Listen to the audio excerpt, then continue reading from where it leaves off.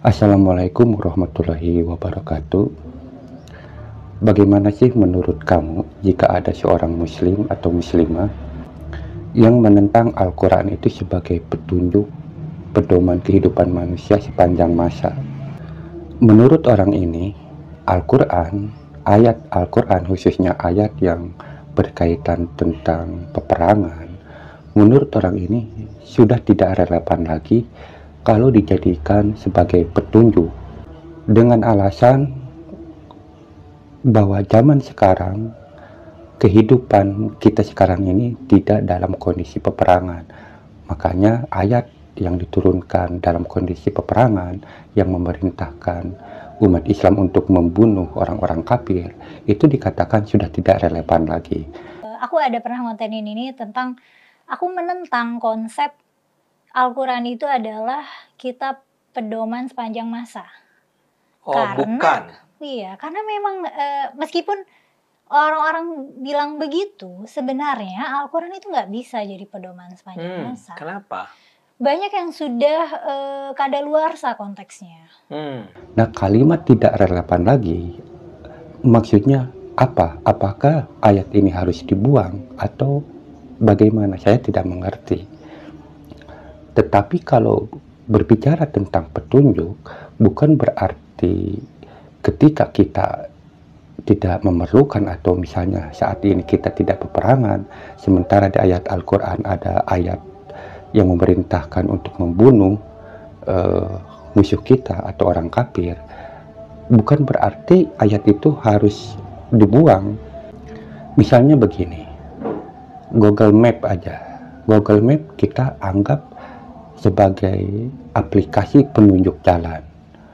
Nah, aplikasi atau Google Map ini bisa menjadi petunjuk arah jalan kita ketika kita dalam perjalanan.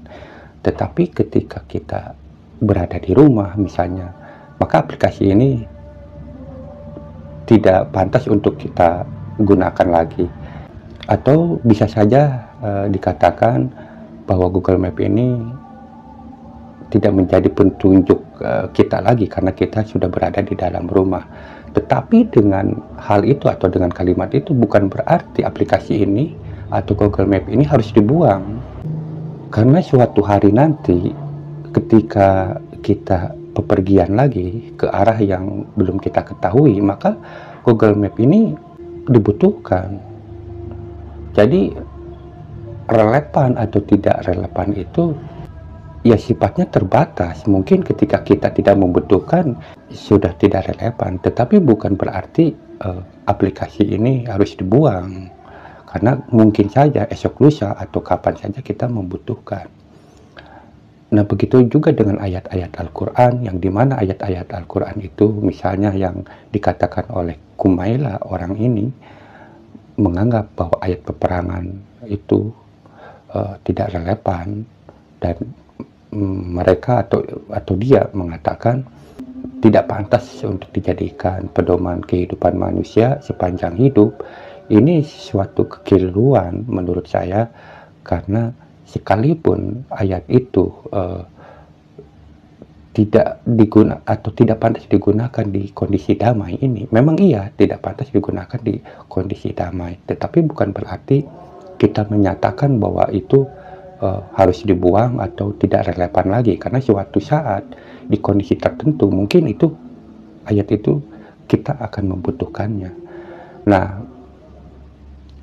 di video sebelumnya saya pernah berbicara atau mengatakan bahwa Al-Quran itu bisa saja tidak menjadi petunjuk atau pedoman manusia jika manusia atau akal pikir manusia tidak memahaminya. Dengan kejadian ini, dengan fakta yang telah terjadi, seperti yang dikatakan oleh Kumaila bahwa dirinya mengatakan seperti itu, berarti akal pikirnya itu tidak mampu atau belum mampu memahami Al-Quran dengan benar. Maka dia mengatakan bahwa Al-Quran itu tidak pantas menjadi petunjuk kehidupan manusia sepanjang masa karena akal pikirnya tidak mampu memahami Al-Quran. Kalau seandainya akal pikir dirinya mampu memahami Al-Quran, saya yakin dia tidak akan mengatakan hal itu. Inilah salah satu contoh kegagalan manusia dalam memahami Al-Quran. Untuk memahami Al-Quran itu, selain kita harus hati-hati, maka kita itu harus mempelajarinya secara holistik, secara komprehensif, dan harus mengkajinya secara mendalam. Dan juga kita harus memperhitungkan dengan keilmuan-keilmuan yang sudah ada. Artinya bahwa yang mempelajari Al-Quran itu bukan hanya kita saja, orang lain, orang-orang terdahulu pun belajar tentang Al-Quran. Bahkan kebanyakan orang-orang terdahulu sepakat bahwa Al-Quran itu sebagai petunjuk, pedoman kehidupan manusia sepanjang masa. Nah, ketika kita punya pendapat yang berbeda, maka mestinya kita pertimbangkan lebih dulu apakah pendapat diri kita ini salah atau benar.